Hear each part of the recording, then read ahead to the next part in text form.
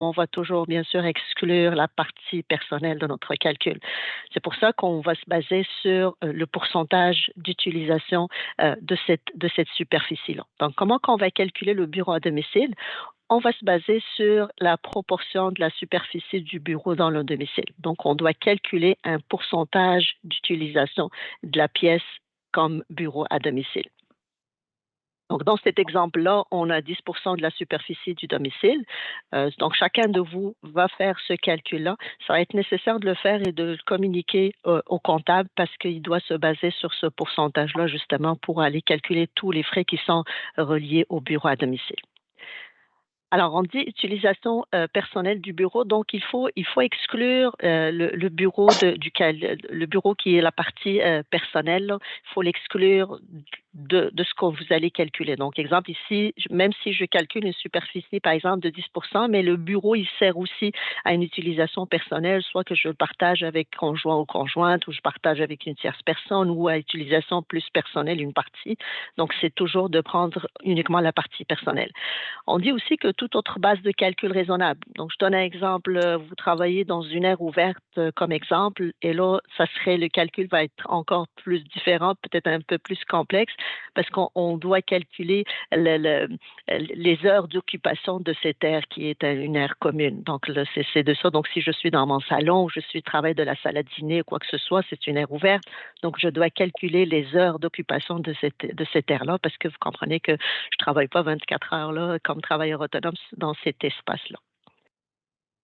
Alors, c'est quoi les dépenses qui sont admissibles par rapport au bureau à domicile? Donc, on parle, dépendamment si on est propriétaire ou locataire, on parle de la prime d'assurance. On a aussi l'entretien réparation. On peut réclamer les intérêts sur les emprunts hypothécaires. Si on est propriétaire, on n'a pas l'emprunt en tant que tel, mais on a les intérêts sur l'emprunt. Et on peut réclamer aussi les taxes municipales et scolaires. On peut réclamer aussi le loyer si on est locataire. Donc, je peux juste donner mon bail là, de l'année au 31 décembre à mon comptable. Ce qu'il faut juste retenir ici, c'est une notion très importante ici quand on parle de l'entretien, réparation, surtout quand on est propriétaire. On exclut ici les rénovations. Donc, on ne parle pas des grosses rénovations parce que ces dernières-là vont être considérées comme des dépenses en capital. Donc, on parle ici vraiment de l'entretien et réparation qui va être vraiment mineur. D'accord? Donc, c'est une notion à laquelle on doit faire attention. Puis, la ligne est très mince aussi entre l'entretien, réparation et les rénovations si jamais je vais débourser pour ces travaux-là. Donc, ces dépenses-là sont restreintes à 50%, comme vous le voyez ici, sauf les factures de chauffage, éclairage. Donc, qu'est-ce qu'il me coûte le chauffage et l'éclairage au 31 décembre n'est pas assujetti à 50%. Oui, je peux le réclamer à 100% au 31 décembre, mais quand même, je vais appliquer la superficie, d'accord? Contrairement aux autres dépenses que vous voyez ici, donc ça va être limité à 50%, puis limité encore une fois à la superficie. Donc, je pense que c'est quand même la notion est claire. Par contre, on a des dépenses qu'on appelle des frais distincts, toujours liés au bureau à domicile. Donc, qu'est-ce que c'est les frais distincts? C'est des dépenses se rapportant uniquement au bureau. Donc, on dit ici que les frais distincts sont entièrement déductibles. C'est comme si je loue un local commercial à l'extérieur du domicile, puis je décide, par exemple, de rafraîchir le local. Donc, je dépense une facture de peinture, par exemple. Donc, je peux la réclamer à 100%. Donc, Revenu Québec va vous accorder la dépense si elle est vraiment distincte du domicile, donc elle est entièrement pour le bureau en question. Donc, elle va être admissible à 100% comme j'ai mentionné. On a ici, pardon, un exemple de calcul. Donc, on a pris 10% de la superficie. Donc, vous, ça va être à vous de déterminer votre superficie. Calcul des frais généraux, le chauffage, éclairage au 31 décembre, ça m'a coûté 2 400 $. Les autres frais qu'on a cités ensemble, ça m'a coûté 9 700 dans l'année. Donc, mon chauffage, comme on a dit, va être admissible selon la superficie, mais sinon, les autres dépenses, on prend la moitié, puis on applique la superficie. D'accord? Donc, les frais distincts, comme vous le remarquez ici, la peinture, ça m'a coûté 250 $, donc je peux réclamer 250 $ en entier. Alors, Sur, toutes ces dépenses-là, je serais limitée à 725 plus 200, ça me donne 975 dollars. C'est le même montant aussi qui va figurer sur votre TP80. Si vous vous souvenez, mon collègue avait mentionné au début de l'exercice, au début de notre conférence, qu'on a un formulaire TP80 que généralement votre comptable va vous soumettre avec vos déclarations d'impôts. Fait qu'en principe, vous devriez avoir les mêmes informations, bien sûr, en fonction de vos factures. Les montants vont être en fonction de vos factures. On dit si le bureau est également utilisé à des fins personnelles, la portion déductible doit être calculée en conséquence. C'est ce qu'on vient de dire tout à l'heure. Donc, c'est de toujours exclure la partie personnelle quand on viendrait réclamer nos dépenses d'entreprise. Est-ce que ça va pour cette notion, Olivier? Je pense que c'est correct. On n'a pas de questions. C'est beau, tu peux continuer. Parfait, merci. Il nous reste aussi quelques dépenses déductibles, c'est toujours dans les dépenses courantes. On a la publicité, donc n'importe quel support publicitaire, vous gardez encore la facture, ça va être réclamé à 100%. Toujours cette dépense-là uniquement pour l'entreprise, comme on l'a toujours mentionné. On parle de créances irrécouvrables, donc ici, c'est vraiment si dans le cas d'un mauvais payeur, par exemple, il y a une facture qui n'a pas été honorée par votre client, puis par exemple, vous l'avez insérée dans votre revenu de l'année antérieure. Arrivé cette année-là, la facture n'a pas été payée, donc vous pouvez réclamer la créance irrécouvrable. C'est une dépense comme toutes les autres dépenses que vous voyez ici. Donc, dépendamment de chacun de vous, les activités peuvent être différentes. Donc, vous allez voir en fonction de ce qu'on vous montre, effectivement, est-ce que cette telle dépense rentre dans le cadre de mon activité ou pas. Donc, ça va être vraiment de vous référer à cette liste-là, évidemment avec le soutien de votre comptable. Donc, on parle aussi de taxes et permis. Livraison, transport et messagerie. On a aussi la prime d'assurance. Prime d'assurance, ici, on exclut l'assurance invalidité, assurance vie. Ça pourrait être une assurance commerciale pour l'entreprise. Oui, dans ce cas-là, il pourrait être admissible. On a aussi l'intérêt. Les intérêts, ça pourrait être aussi les intérêts, quelqu'un qui est dans un domaine manuel, donc il achète du matériel sur lequel il paye des intérêts. Aussi, c'est le matériel, il brisait puis il doit le réparer. Donc, on parle ici de la notion de l'entretien et réparation. On parle aussi des frais de bureau. Ici, c'est tout ce qui est papeterie, agenda, crayon, etc.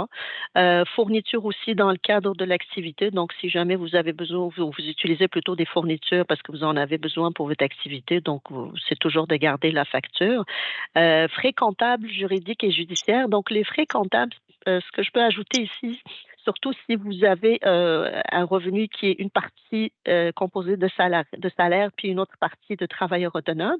Ce qu'on peut réclamer par rapport aux frais comptables, c'est juste la partie facturée par votre comptable pour ce qui est de l'entreprise. Donc, on ne peut pas encore là, vous comprenez qu'on ne peut pas prendre la partie facturée pour faire vos déclarations personnelles. Frais de gestion et d'administration.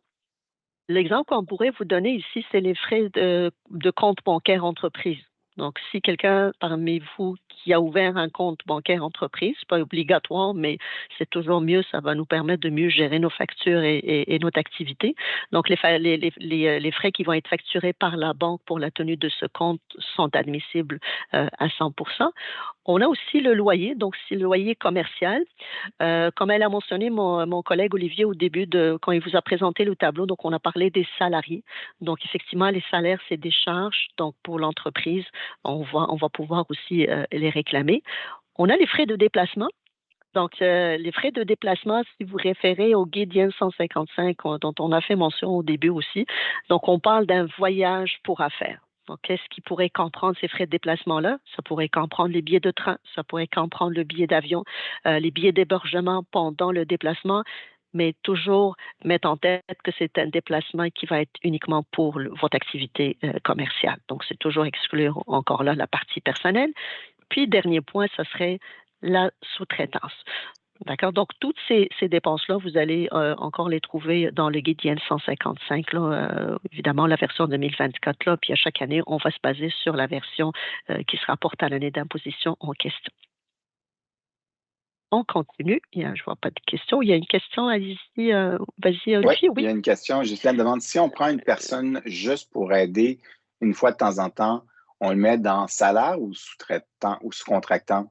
Et lorsqu'on parle de salaire, cela comprend-il le DAS si on est en loyer ou non en maison?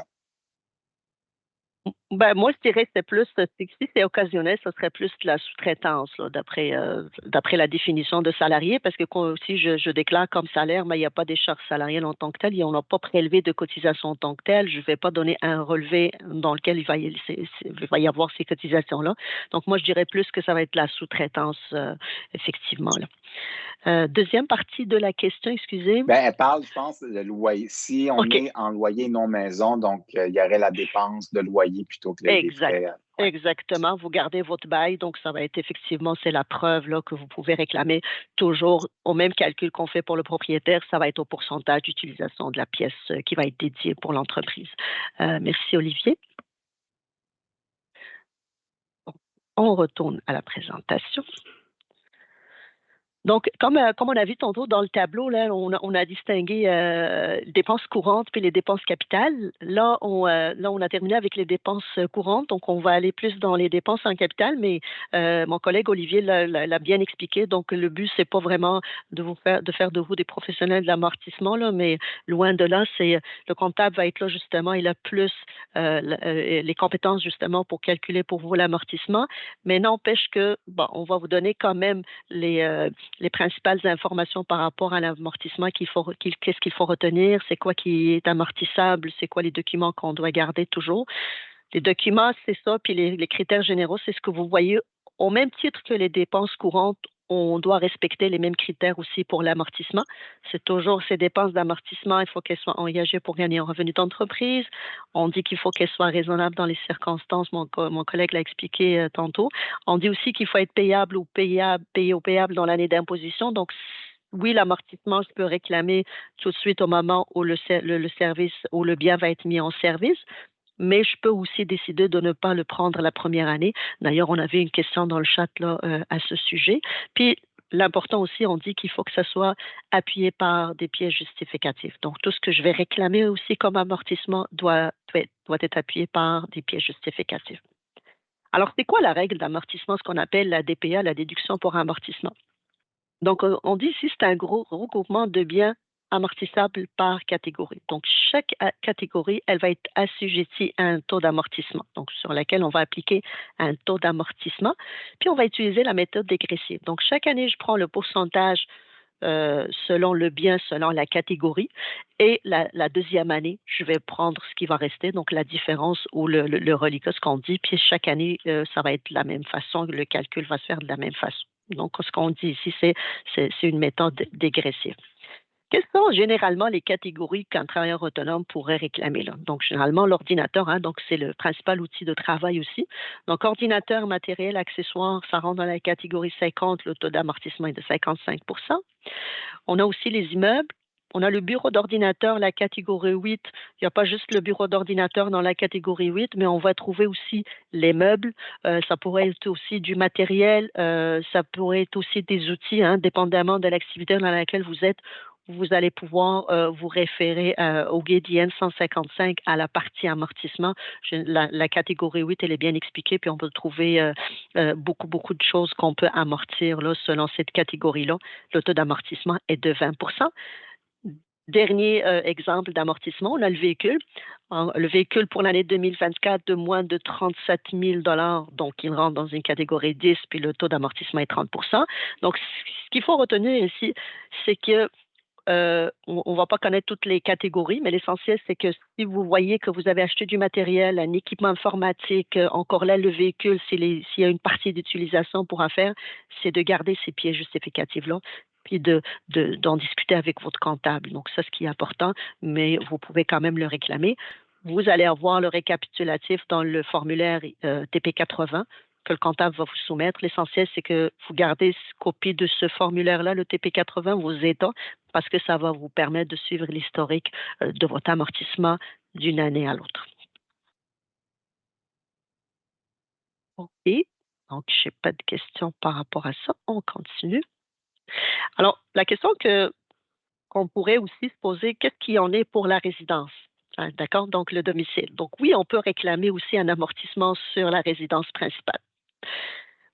Oui, l'amortissement de la résidence peut me procurer un avantage. D'accord? Au niveau de mon impôt, c'est ce qu'on dit ici. Il va me permettre d'avoir une déduction d'amortissement, donc toujours sur une partie du coût de la maison, parce qu'on a conclu que quand on a calculé le bureau à domicile, on prend un pourcentage d'utilisation, donc on calcule selon le pourcentage d'utilisation du domicile. Mais par contre, il y a un impact quand même fiscal, hein, d'accord? Donc, quand on vient vendre la maison, on a l'impact lors de la vente, d'accord? Donc, qu'est-ce qui arrive? C'est que on perd l'exemption pour une résidence principale parce qu'il y a une partie du domicile qui est utilisée pour l'entreprise, donc on perd l'exemption pour cette partie-là.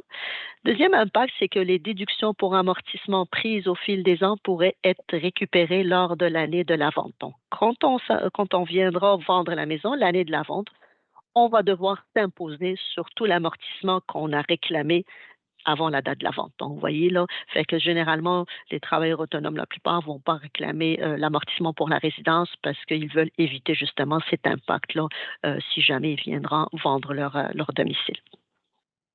Donc, avec ça, on conclut l'amortissement. Donc, juste avant de conclure quand même, donc on a ce qu'on appelle l'incitatif à la passation en charge immédiate. Ça, ce que je peux vous dire rapidement, c'est qu'on peut avoir un amortissement 100% d'un bien amortissable lors de la mise en service.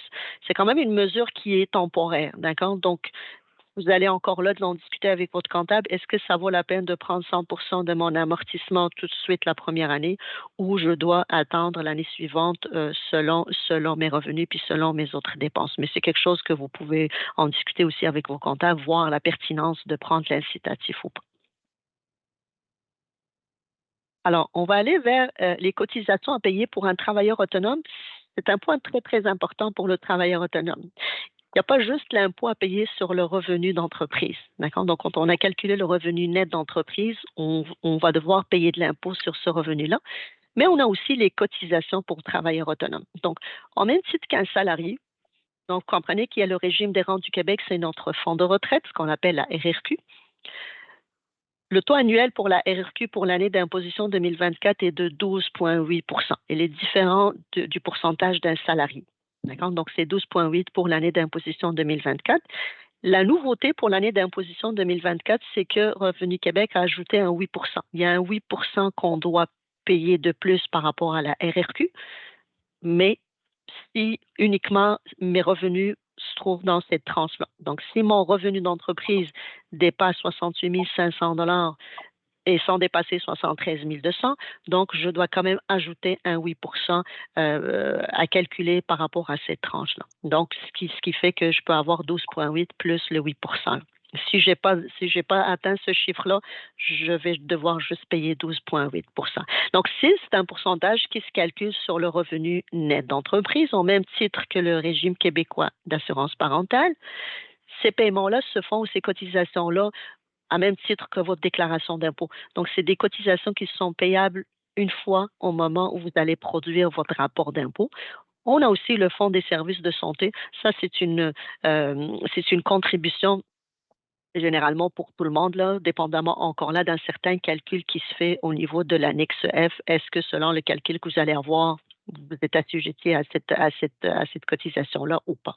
Donc, généralement, ça, c'est le logiciel qui calcule toutes ces cotisations, mais c'est important aussi de les prendre en considération là, parce que quand même 12,8, si jamais il y a un 8 %, ça pourrait faire une grosse somme justement à payer. Donc, il faut prévoir ces cotisations-là avant même d'avoir une idée sur notre impôt qui va être fourni par le comptable.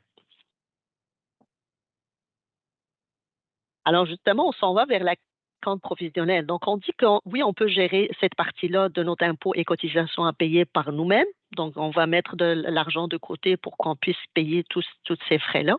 Mais sinon, on a aussi la compte provisionnelle. Donc, au niveau de Revenu Québec, il ne faut pas juste pas confondre, il y a les ententes de paiement, puis il y a les acomptes provisionnels. Donc, les ententes de paiement, c'est quand même quelque chose de différent des acomptes provisionnels. Donc, par définition, les acomptes provisionnels sont des versements partiels et périodiques des impôts et cotisations pour l'année courante. Donc, c'est des versements que je vais faire, on va voir de quelle façon, mais ce n'est pas tout le monde qui va être obligé de s'inscrire aux acomptes provisionnels. Donc, ça dépend de cette condition-là. Donc, on dit votre estimation de l'impôt net à payer. Pour l'année courante, admettons, pour l'année 2024, vous estimez que vous allez payer au-delà de 1 800 $. Et par exemple, l'année 2023, vous aviez aussi payé un montant qui est supérieur à 1 800 $. Donc, c'est 2 années consécutives, là, si on veut dire. Là, oui, Revenu Québec pourrait vous dire, ben, vous êtes obligé de s'inscrire aux acomptes provisionnels. Donc, ça dépend des situations, là. Nous, ce qu'on vous invite de faire, si jamais vous voyez que vous êtes dans cette condition-là, d'appeler Revenu Québec, justement, pour être sûr que vous deviez vous inscrire aux acomptes provisionnels. Les dates de remise sont le 15 de chaque trimestre. D'accord, à partir de votre bordereau de paiement que vous allez fournir à Revenu Québec. Là-dessus, on a une bonne publication, les paiements d'impôts par acompte provisionnel, ce qui est le IN-105, que vous pouvez consulter aussi sur le site de Revenu Québec, qui est très, très bien détaillé. Donc, vous pouvez avoir toute l'information qui concerne ce point-là, mais sinon, notre service à la clientèle est là aussi pour répondre à vos questions par rapport aux acomptes provisionnels. Alors, c'est quoi le délai de production pour un travailleur autonome? Euh, pour un travailleur autonome, contrairement à un particulier qui n'exploite pas l'entreprise, il a jusqu'au 15 juin pour produire son rapport d'impôt. Donc, pour l'année d'imposition 2024, on a jusqu'au 15 juin 2025 pour produire notre déclaration d'impôt. C'est qu'on dit ici, soit le particulier, il a jusqu'au 15 juin, ou son conjoint ou conjointe aussi peut bénéficier de cet avantage. Par contre, il faut juste faire attention aussi avec cette information-là ou cette notion, c'est que oui, j'ai le 15 juin pour produire, mais si jamais j'ai un solde à payer à Revenu Québec à la fin d'impôt, la date limite de paiement, c'est le 30 avril. Donc, si encore là, je parle de l'année d'imposition 2024, si j'ai une balance à payer à Revenu Québec, il faut que je paye maximum le 30 avril. D'accord? Donc, c'est pour ça qu'on dit ici, attention aux intérêts débiteurs, car le solde est dû au 30 avril, même si la date limite de production est le 15 juin.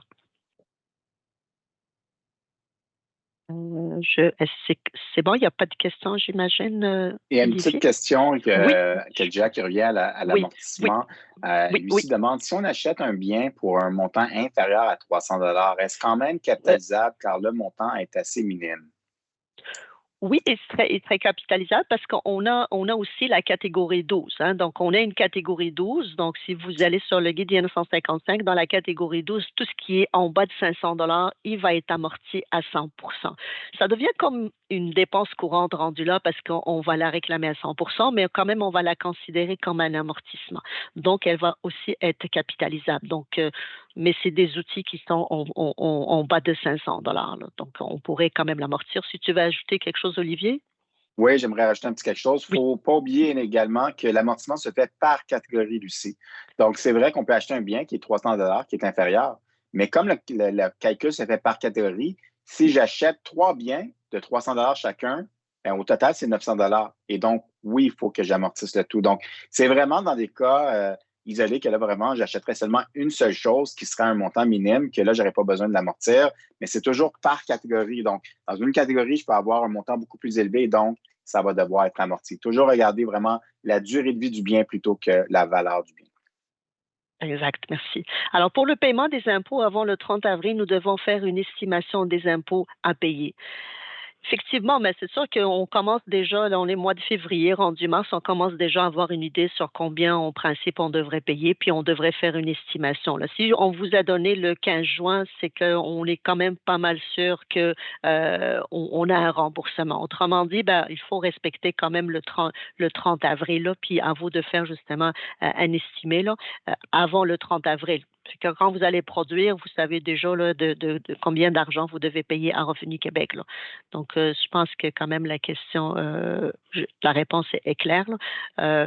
Donc, c'est ça, c'est de dire oui, je peux estimer, mais vous commencez déjà à partir de là de dire, OK, ben, peut-être mon revenu va être de temps. On vous a donné le tableau pour tout ce qui est RRQ, RQAP. Ça va vous permettre encore là de faire un estimé de ces cotisations-là. Donc, ça va vous permettre de donner une idée sur combien vous devez payer d'impôts au 30 avril. Alors, je pense qu'il y a une autre question avant qu'on avance. Est-ce que la cotisation pour la RRQ et RQAP s'applique sur le revenu brut ou net? La RRQ, la RQAP s'applique sur le revenu net. Donc, ça va être votre ligne 164 de votre déclaration d'impôt. Pour calculer la RRQ, on a une annexe qu'on appelle une annexe U. On pourrait mettre ça dans le chat, là, le lien pour l'annexe U. Donc, ça va vous permettre justement d'avoir un estimé sur le calcul de votre cotisation RRQ. Effectivement, c'est sur le revenu net et non pas sur le revenu brut, le revenu net d'entreprise. Ça va pour ça? Une autre question de Christian, est-ce qu'éventuellement il est prévu d'avoir la même date pour la production et le paiement des impôts au 15 juin? La production, à date, on a la date de production, c'est le 15 juin, d'accord? Mais c'est toujours de dire si j'attends jusqu'au 15 juin, c'est parce que je pense avoir un remboursement de Revenu Québec. D'accord? C'est juste de ne pas mélanger. Si jamais on a un paiement, il faut produire au 30 avril. Autrement dit, là, si on sait, comme elle a dit la question auparavant, si on sait qu'on a de l'argent à payer à Revenu Québec, il faut quand même se dire que c'est le 30 avril et non pas le 15 juin. Là. As-tu, Olivier, quelque chose à ajouter? Non, c'est très bon. Puis Brigitte demande, parce que je pense qu'elle demande pour le paiement des impôts avant le 30 avril, nous devons effectuer une estimation des impôts à payer. Mais normalement, Brigitte, c'est que vous allez faire la déclaration avant le 30 avril. On peut pas la date limite pour le paiement est le 30 avril. Si vous faites votre déclaration d'impôt avant, vous allez pouvoir payer, mais ça va être vraiment, dans le fond, le paiement que vous avez fait qui est relié à la déclaration que vous avez déjà faite. Donc, il n'y aura pas d'estimation à faire. Ce que Khadija parlait, c'est que si vous avez jusqu'au 15 juin, mais que vous pourriez payer un estimé dès le 30 avril pour ne pas être pénalisé. Mais ce qu'on dit généralement, c'est que ça devient plutôt complexe. Donc, normalement, on recommande tout le temps à tous les travailleurs autonomes de ne pas dépasser le 30 avril pour être sûr d'avoir un montant ferme et ne pas être pénalisé à ce niveau-là. Alors, une autre question de Divan, est-ce que la déduction RRQ s'applique aussi si je suis en même temps salarié et travailleur autonome, vu que la paye déjà en tant que salarié, je la paye en tant que déjà un salarié? Oui, effectivement, il y a une portion que vous payez sur le salaire, puis il y a une autre portion que vous allez payer sur le revenu net d'entreprise, mais il y a toujours un maximum à payer pour la RRQ. Là. Donc, si on vous référez à l'annexe U, on va mettre ça dans le partage. Donc, ça va vous donner le calcul. Donc, on va prendre quand même en considération la RRQ que vous avez payée sur votre salaire pour que vous ne payiez pas le plus qu'il faut. Là. Il y a un maximum à payer au niveau de la RRQ. Si jamais vous dépassez ce maximum-là, Revenu Québec va vous rembourser là, ce qu'on appelle une déduction justement de la RRQ. Là. Donc, c'est ça ce qui va s'appliquer normalement. Là. Je pense que c'est correct.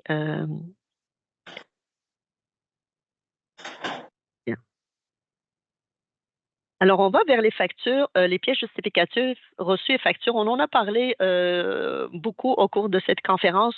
Donc, ce qu'on vous suggère ici, c'est justement de classer méthodiquement vos factures. Mon collègue a parlé de cartable, classeur, etc. C'est plus pour vous. Ça va vous permettre de suivre votre activité d'une année à l'autre. Puis, en même temps, quand vous allez voir votre comptable, vos pièces sont déjà classées, etc. Conservation des pièces justificatives telles que les factures des dépenses, vos factures de revenus. Donc, n'importe quelle dépense que vous voulez réclamer, il faut que ça soit appuyé par des pièces justificatives. On parle de contrat d'achat, etc., d'immeubles ou de prêts. Puis, on parle aussi de relevés bancaires. D'accord? Donc, on pourrait vous demander ces pièces justificatives si jamais il y a une vérification.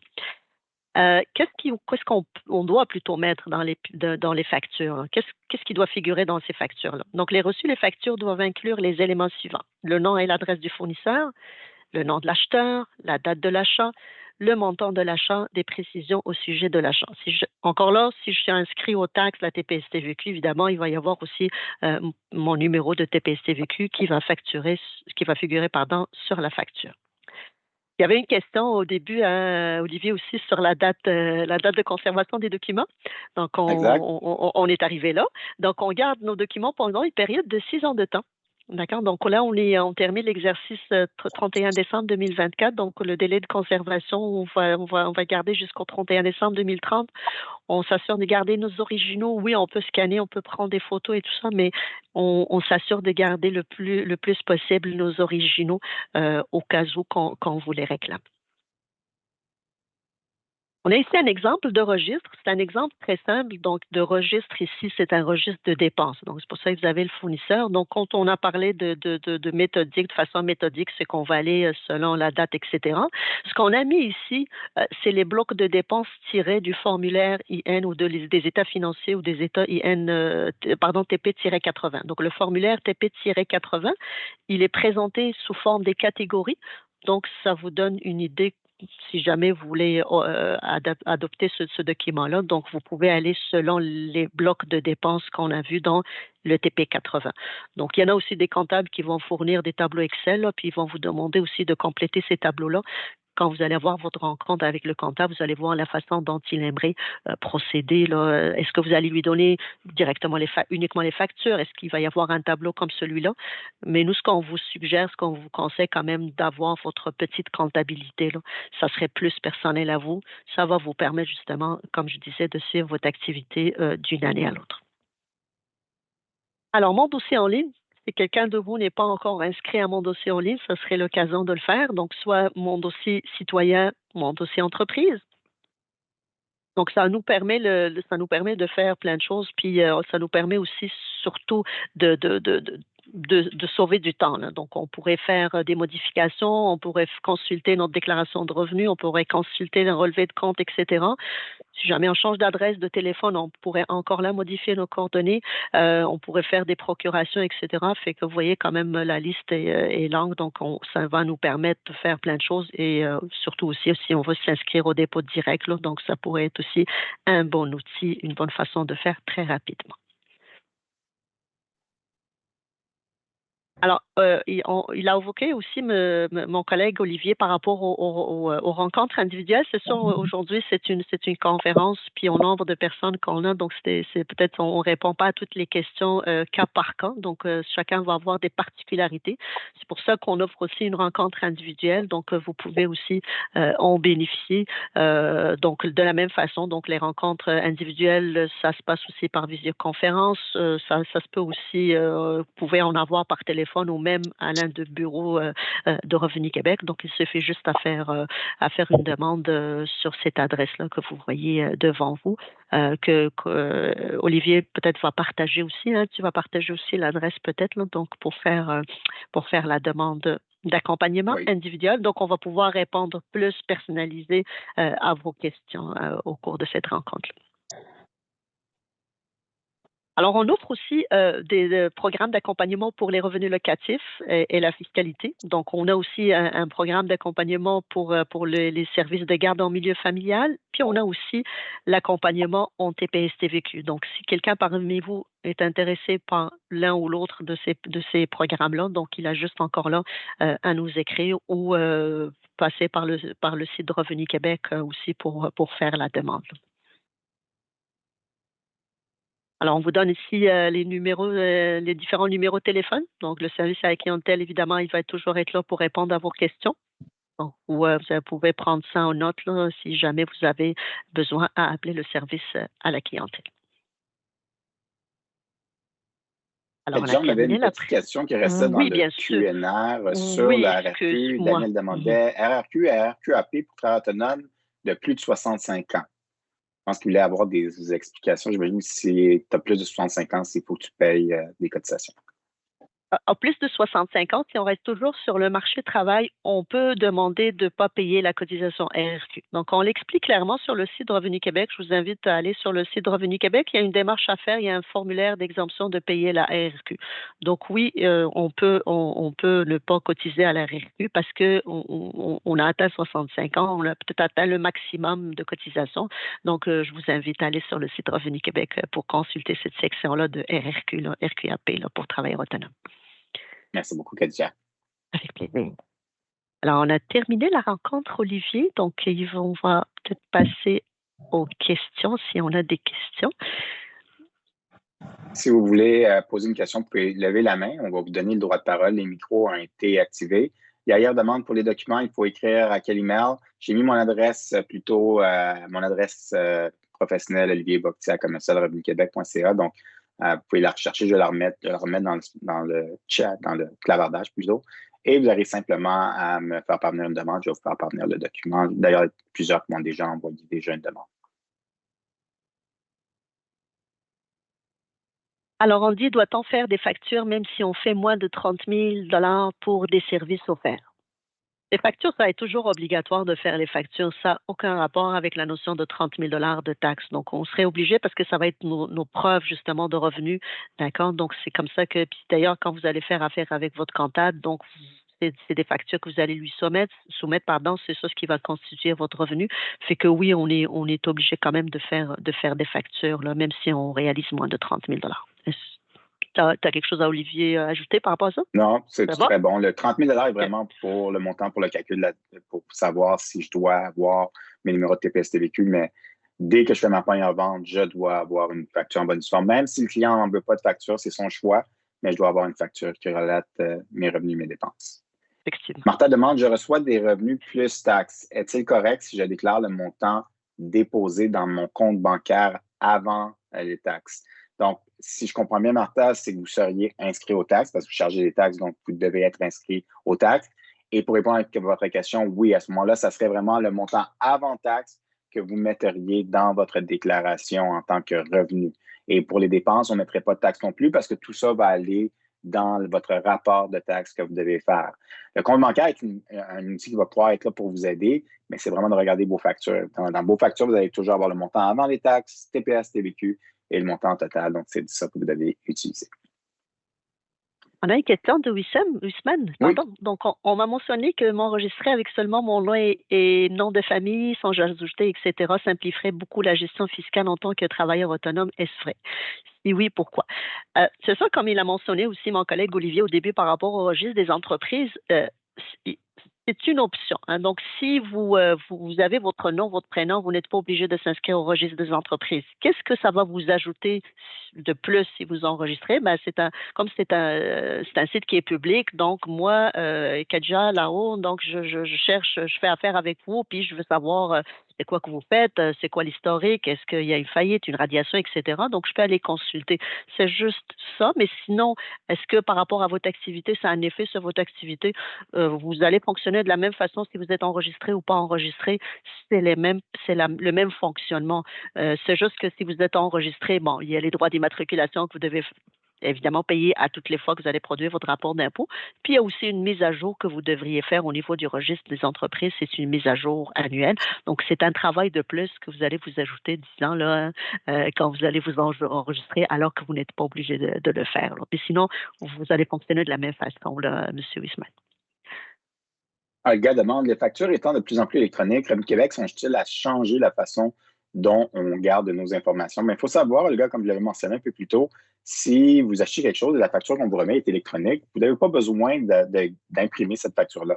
Parce que comme la facture initiale est virtuelle, ben, à ce moment-là, il n'y a pas de problème. Vous pouvez simplement garder le courriel avec la facture. Moi, c'est vraiment au point si vous recevez une facture et vous décidez de la scanner, de la numériser, c'est là que vous devez quand même conserver la facture originale. Donc, quand il y a un document papier, on doit absolument garder le document papier. Alors, Monique, oui, vas-y, oui, vas-y, vas-y. Khadija. Oui, sans problème. Alors, Monique, est-ce que le montant versé à QuickBook est déductible? Alors, QuickBook, c'est un logiciel, d'accord? Donc, c'est un logiciel qu'on va utiliser, c'est un logiciel d'impôt qu'on va utiliser pas uniquement une fois. J'imagine que ça nous donne 2 ou 3 années. Normalement, le logiciel, c'est une dépense, oui, admissible, mais elle va être amortissable. D'accord? Donc, elle va rentrer, comme a dit Olivier tantôt, dans une catégorie distincte d'amortissement, en même titre que l'ordinateur, le matériel informatique, etc. Donc, vous allez voir au niveau du logiciel, vous allez encore là donner votre facture ou votre preuve de paiement là, à votre comptable, puis il va savoir où est-ce que ça va rentrer au niveau de l'amortissement. Oui, elle est déductible comme dépense amortissable, sans problème. Là. Par contre, Monique, la seule chose que j'ajouterais, faire attention, est-ce que, dans le fond, vous achetez le logiciel, c'est le logiciel que vous réutilisez à chaque année? Si c'est le cas, Personnel, c'est oui. comme ma collègue vous l'a expliqué. Par contre, de plus en plus, les compagnies vont vous charger une souscription pour le logiciel. Donc, si QuickBooks vous charge un montant chaque année pour le logiciel annuellement, à ce moment-là, ça devient une dépense courante parce que ce n'est pas une dépense qui dure plus qu'un an et c'est tout à fait déductible comme dépense de nature courante. C'est la chose que je voulais rajouter. Tout à fait. Alors, je viens de faire le démarrage, monsieur ou madame Martha, pardon, je viens de faire le démarrage de mon entreprise. Je dois déclarer mes dépenses avec ou sans taxe si je ne suis pas encore inscrit à la TPS-TVQ.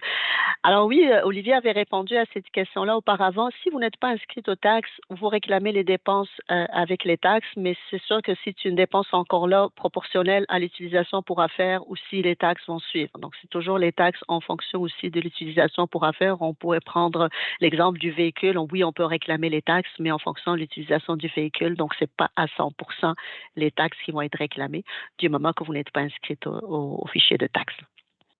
Christian demande, qu'arrive-t-il si je reçois un remboursement de taxes à cause d'une dépense importante, des RTI, dois-je réduire mes dépenses en conséquence? Donc, au niveau des taxes, comme on l'a dit, il faut vraiment valider au niveau du département des taxes à Revenu Québec, parce qu'on n'est pas spécialiste à ce niveau-là.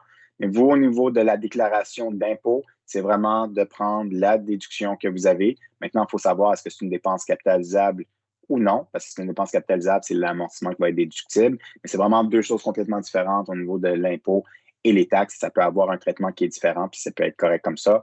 Assurez-vous simplement d'observer les règles au niveau fiscal pour l'impôt des particuliers.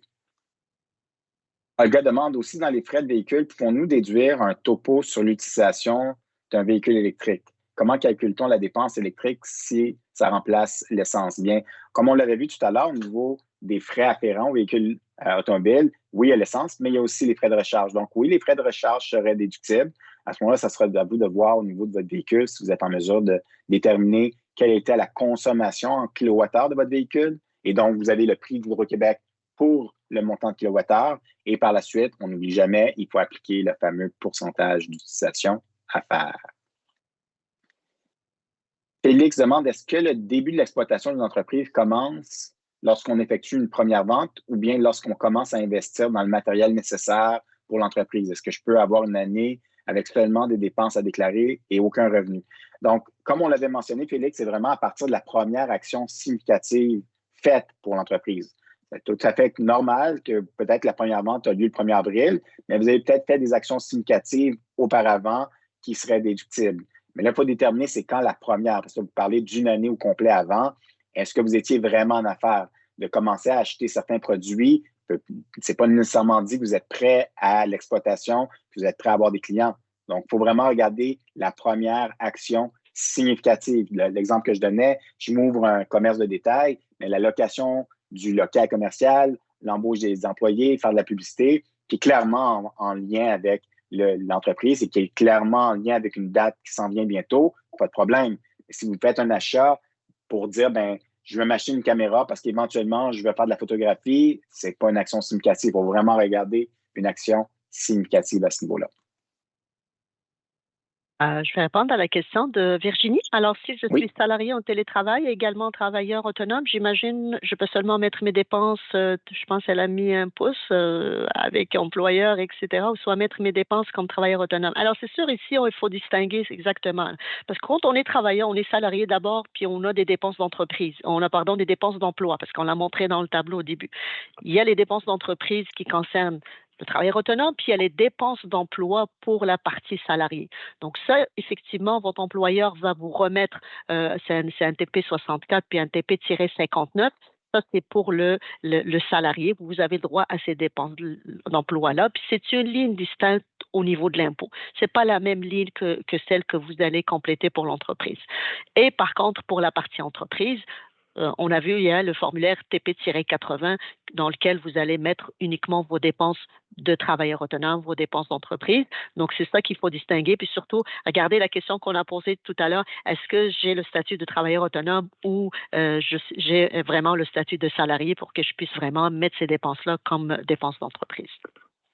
Et faire attention si vous avez un local à la maison et qui est utilisé à la fois pour votre entreprise et à la fois pour votre emploi. Là, il faut tenir compte de la notion de temps. Combien de temps vous passez réellement pour le bureau, pour l'entreprise? Si vous avez deux bureaux séparés, ça règle un petit peu la question, mais quand on utilise le même bureau, il faut faire la part des choses parce que je ne peux pas prendre la même dépense au niveau de mon emploi puis en même temps au niveau de mon entreprise alors que je partage le même espace. Donc, il faut juste porter attention à ça.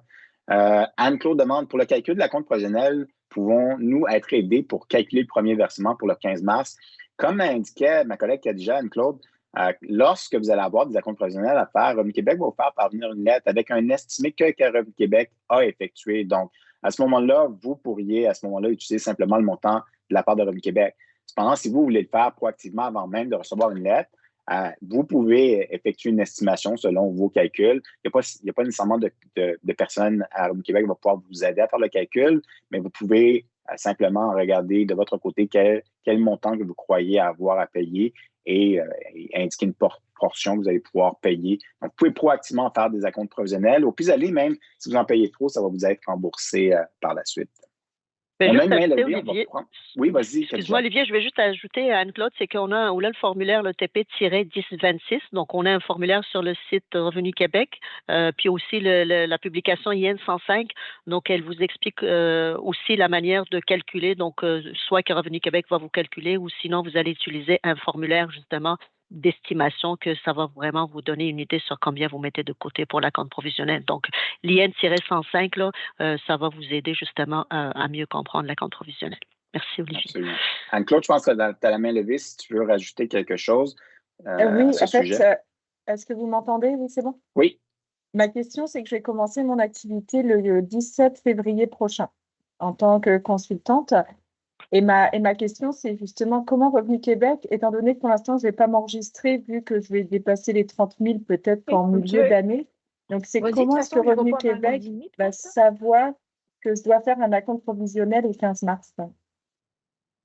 Bien, dans le fond, comme avait indiqué ma collègue à ce niveau-là, c'est que c'est seulement à partir du moment que, lorsque vous faites votre déclaration d'impôt, que vous auriez un solde à payer de plus que 1 800 et que cette situation-là arrive 2 ans sur un laps de temps de 3 années. C'est seulement à partir de ce moment-là que Revenu Québec pourrait vous demander des acomptes provisionnels. Donc, dans votre cas, si vous commencez cette année, même si l'année prochaine, vous avez un premier solde important à payer auprès de Revenu Québec, Revenu Québec ne va pas tout de suite vous demander des acomptes provisionnels parce que c'est seulement une année. C'est lorsque ça devient une tangente, que vous commencez à avoir régulièrement, donc 2 ans sur un laps de temps, 3 ans, quand vous commencez à avoir des sommes importantes à payer, c'est là que Revenu Québec vous demanderait de faire des acomptes provisionnels. Mais dans votre cas, vous commencez le 17 février, vous commencez l'entreprise. Donc, ça ne sera pas au pire des scénarios, ça serait au minimum dans 2 ans que vous auriez une demande de la part de Revenu Québec de faire des acomptes provisionnels. Parfait. Donc, en fait, pour 2025, j'envoie aucun argent au gouvernement. Ce sera uniquement ma déclaration d'impôt en 2026 où là, il faut que je provisionne. OK, parfait. Merci beaucoup. Mais c'est important de mettre de l'argent de côté parce que c'est Oui. ça la grosse différence entre un travailleur autonome et un salarié. On n'a pas un employeur qui est derrière nous, qui met des sommes de côté. C'est de votre responsabilité de mettre suffisamment d'argent de côté parce que c'est là que si vous ne faites pas le nécessaire, l'année prochaine, quand vous allez faire votre déclaration, vous risquez d'avoir des sommes importantes à payer et ça pourrait être problématique rendu à ce point-là. Parfait, merci. Merci. Saad Mazrou, vous pouvez activer votre micro et poser votre question. Salut tout le monde, merci pour cette conférence.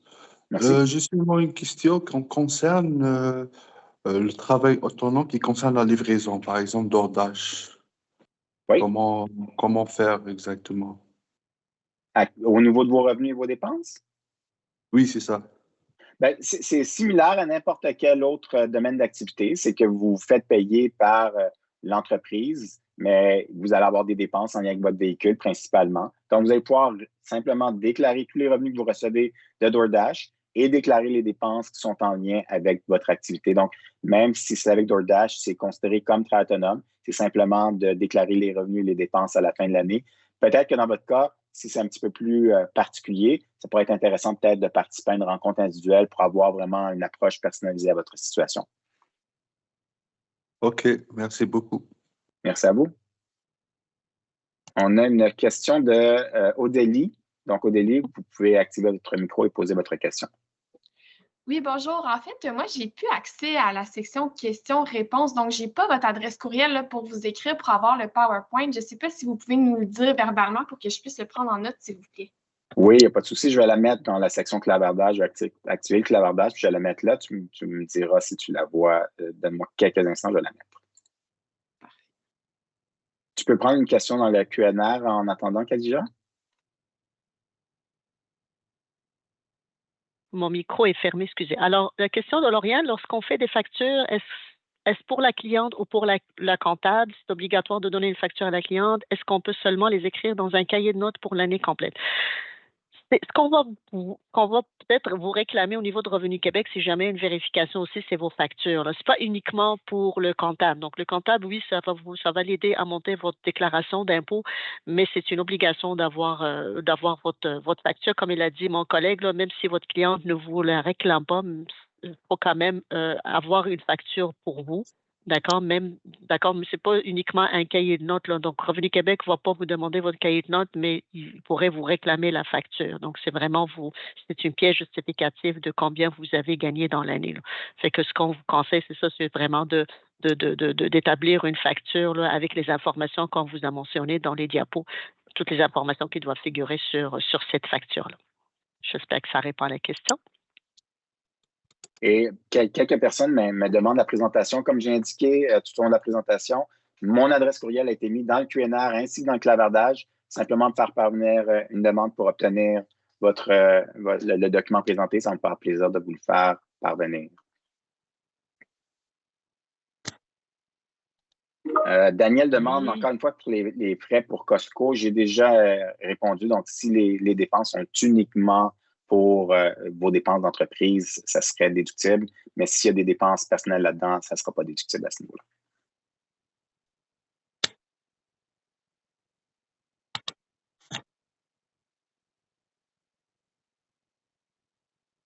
On va attendre quelques secondes, voir s'il y a d'autres questions qui rentrent.